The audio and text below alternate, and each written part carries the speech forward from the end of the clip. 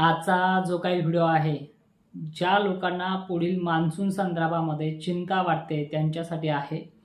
कारण की अनेक माध्यमं असतील, मोठ्या-मोठ्या संस्था असतील, मागील 1 महिन्यापासून मान्सून कमी आहे, याउलट अल निनोचं सावट आहे किंवा दुष्काळ परिस्थिती आहे, या वक्तव्यावरती आजच्या डेटपर्यंत मेसेज येत राहिले. खरं तर आपला रिपोर्ट जो आहे तो 5 मार्चला येत असतो. पण आज त्या 5 मार्चच्या रिपोर्टमध्ये काय निघेल किंवा आपली भूमिका त्या रिपोर्टमध्ये काय असेल किंवा आजच्या तापमानाकडे पाहता उन्हाळ्यातील वातावरणाच्या अवकाळी रहराच्या नंतर पुढील मान्सूनचं चित्र पालटेल का? या संदर्भात आजच्या या व्हिडिओमध्ये आपण शेवटपर्यंत पाहूयात. ही माहिती ऐकल्याच्या नंतर तुम्हाला अनेक प्रश्न पडले असतील. त्यासुद्धा प्रश्नावरती ज्या मोहोर जो आहे त्याबद्दलही तुम्ही बोलताय, जे काही पारंपरिक दृष्टिकोनातून चाललं आहे, याबद्दलही बोलणार आहोत. व्हिडिओ शेवटपर्यंत पहा आणि इतरांनाही सेंड करा. आणि सगळ्यात महत्त्वाचं, मी जी काही माहिती देणार आहे ती आवडली तर तुम्ही नक्कीच त्याला लाईक म्हणून दाखवा, म्हणजे माझा जे बोलण्याचा अर्थ आहे तो तटस्थ राहील. तर बघा, अल निनोचं सावट आहे किंवा अल निनो आणखीन प्रभावी वाढेल अशा बातम्या येत आहेत. पण मित्रांनो, खरं पाहायला गेलं तर आंब्याचा मोहोर किंवा अल निनोचं सावट असलं की पावसाळा कमी असतो, हे पहिले डोक्यातून काढा. अल निनो ही प्रक्रिया वेगळी आहे, ला निना प्रक्रिया वेगळी आहे. ला निना आणि अल निनो ह्या दोन्ही निसर्गाच्या जे काही प्रशांत महासागरातल्या पाण्याच्या जे काही टेम्परेचर सांगणाऱ्या दोन्ही बाजू आहेत, ह्या दरवर्षी चेंज होत राहत आहेत. आणि याच्यामध्ये प्रत्येक 6 महिन्याला एक असा चेंजेस असतो जो चेंजेस तुम्ही गेल्या वर्षी पाहिलाय.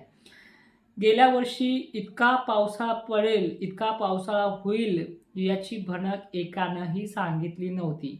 याउलट चांगला पावसाळा आहे किंवा बरा पाऊस पडेल असं त्यामध्ये होतं. पण हे झालं कसं? हे सगळ्यांच्या निदर्शनात का नाही आलं? याचं एक मोठं कारण म्हणजे जागतिक वाढतं तापमान जे आहे हे पूर्णपणे निसर्गाला बदलून टाकते कोणत्याही क्षणी. आता आपण बोलूया थोडं ह्या जे काही आठवड्यातल्या अवकाळी संदर्भामध्ये. मी सकाळी तुम्हाला एक व्हिडिओ दिला, त्यामध्ये तटस्थ भूमिका अशी ठेवली की त्याची इन्सेंटिव्ही महाराष्ट्रापर्यंत हीपर्यंत कमी होणार आहे आणि झालाच तो 10-5 गावांचा विषय आहे. जसं मागच्या वेळी पाचोऱ्यामध्ये 1-2 ठिकाणी झालाय, विषय तेवढाच आहे. संपूर्ण महाराष्ट्राला घाबरायची गरज नाही. ह्या फेब्रुवारी महिन्यात सुद्धा वातावरण 17 फेब्रुवारीलाही बिघडणार आहे, त्यानंतर 21-22लाही बिघडणार आहे. पण तितक्या पुरतच आहे, तो 1-2 दिवसाचा झटका आहे आणि तो काही मोजक्या गावांपुरता आहे. आता उद्यात मान्सून संदर्भामध्ये मित्रांनो, ह्या वर्षी उन्हाळ्यामध्ये तापमान खूपच हाय लेवलला जाईल. आता तो आकडा जर सांगितला तुम्हाला हसू येईल, पण तो मी सांगत नाही, कारण तो आपल्या ॲप्लिकेशनमध्ये इतर मित्रांना तो आपण सांगणार आहोत. तापमान 40ही ओलांडणार आहे. 40च्या पुढे तो कोणता टप्पा गाठेल हे तुम्हाला सांगतोय. 40°C वरती आकडा ह्या वर्षी जाणार आहे ऐन तापमानाच्या दिवसांमध्ये, म्हणजे मार्च-एप्रिल महिन्यामध्ये.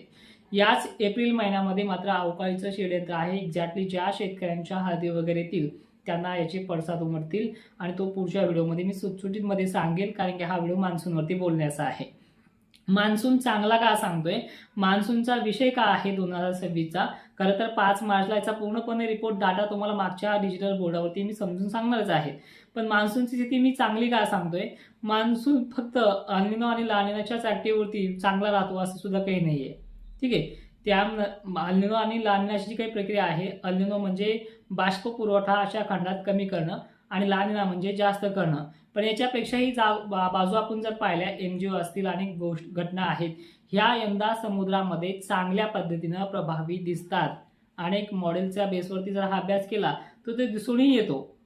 पॅसिफिक महासागराकडनं बाष्प पुरवठा मिडियम जरी झाला, पण एमजीओच्या ॲक्टिव्हिटीमुळे हा प्रभाव अनेक राहू शकतो आणि असे एमजीओचे अनेक वेळेस लो प्रेशर बनणं वगैरे गोष्टी ह्या घडतायत. महाराष्ट्राचा जो काही भारताचा 3ही भाग आहे जो समुद्राने वेढलेला आहे, त्यामुळे अशा प्रकारचा पाऊस होणं शक्य आहे. भलेही तो 2025 या वर्षाची बरोबरी नाही करणार, कारण की 2025ची बरोबरी करायला काही जाग्यावर तर 50 वर्ष लागली, 30 वर्ष लागली, 20 वर्ष लागली. काही ठिकाणी तर असा पाऊस कधी पाहिलाच नाहीये. रेकॉर्ड तुटलाय 2025मध्ये. त्यामुळे त्या सालची आपण बरोबरी काय करायची? त्याच्या पाठीमागे जे काही 2024 गेलाय चांगला पावसाळा, तो देखील गेलाय. ह्या वर्षी आपण आपल्या रिपोर्टमध्ये नक्की त्या भागांची जिल्ह्यांची नावं सांगणार. ढगफुटीसारखे सुद्धा पाऊस ह्या 2026मध्ये ह्या दुष्काळ सांगितलेल्या काळामध्ये सांगणार आहे. मग पाऊस कमी राहील अल निनोचा जो काही सावट आहे हे कोणत्या महिन्यात राहू शकतं, साहजिकच आहे. जून, जुलै, ऑगस्टपर्यंत मान्सून हा दरवर्षी कमी राहतो. गैरसमज करून घ्यायची गरजच नाहीये.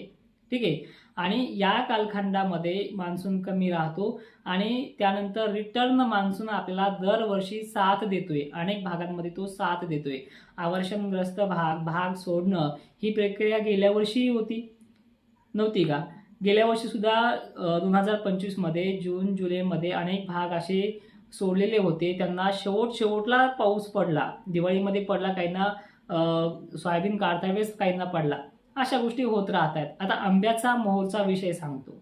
गावरान आंबे पहिले राहायचं, त्यावेळेस गावरान सगळं राहायचं, नॅचरल कंडिशन राहायची, त्यावेळेस निसर्ग पोषक होता, ते संकेत होते. मग आंब्याला एवढा मोहर का फुटलाय? पुढच्या पावसाचे संकेत काय सांगते? अरे डोकं थोडंसं चालवा, यंदा आंब्या बहाराला पाणी भरपूर मिळालंय, पिकांना चांगलं पाणी मिळालंय आणि त्याचबरोबर एक चांगला थंडीचा महिना पण होऊन गेलाय, तो म्हणजे डिसेंबर महिना. त्यामुळे पालवी फुटण्याऐवजी त्याला चांगल्या पद्धतीनं जे काही मोहर फोडण्यासाठी जे काही पिलं निघतात बाहेर, हे पोषक वातावरण त्याला मिळाले. त्या एक महिन्यामध्ये, डिसेंबर महिन्यामध्ये धुळी धुराळी ही कमी होती, पण चांगल्या पद्धतीची थंडी होती. हे पोषक वातावरण त्या गोष्टींना मिळालंय, त्यामुळे आंब्याला मोहर आलाय. ठीक आहे. गावरान आंबे तर आता जवळपास नामशेष होत चाललेत. हे संकरित आंबे केव्हाही फुटतात, काही काही आंबे तर 12ही महिने फुटतात. याचा अर्थ पुढच्याही वर्षी पाऊस कमी राहील का? तर असं काही नाहीये. सगळ्यात महत्त्वाचं आता विषय असा येतोय की ज्यावेळेस अल निनो असतो, मला एक म्हणायचंय, लाल निना गेल्या वर्षी आलता, त्याच्या अगोदर कोणता निना होता? 2023ला सुद्धा बऱ्यापैकी पाऊस झाला होता, एवढाही दुष्काळ नव्हता. त्याही वर्षी आपलं धकलंय. मग ह्या वर्षी एवढं का चिंता व्यक्त करतायत की दुष्काळच आहे?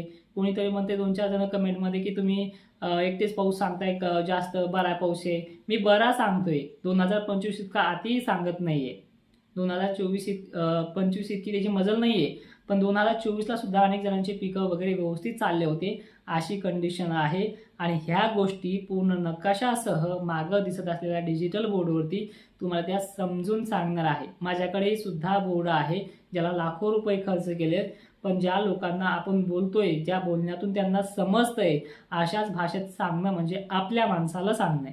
मान्सूनचा आणि आंब्या मोहरचा फारसा काही महत्त्व नाहीये. त्यातल्या ज्या आंब्याकडे पाहून सांगतात ते आंबे वान देशी म्हणजे संकरित आहेत. त्यांची पालवी फुटणं साहजिकच आहे. ती टिकते किती ते पण बघा. यावर्षी एप्रिल आणि मेमध्ये अवकाळी आहे. मेचा फारसा मोठा अवकाळी टिकून राहणार नाही, पण एप्रिलचा अवकाळी बऱ्यापैकी टिकून राहील. अनेक काळामध्ये तुम्हाला मदत केली जाईल. जर अंदाज सध्या तुम्हाला थांबवायचे असतील तर मी थांबणार नाही.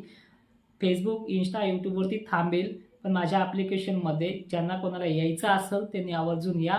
तिथे अंदाज मात्र रेग्युलर चालू राहतील. सप्रेम जय शिवराय. धन्यवाद.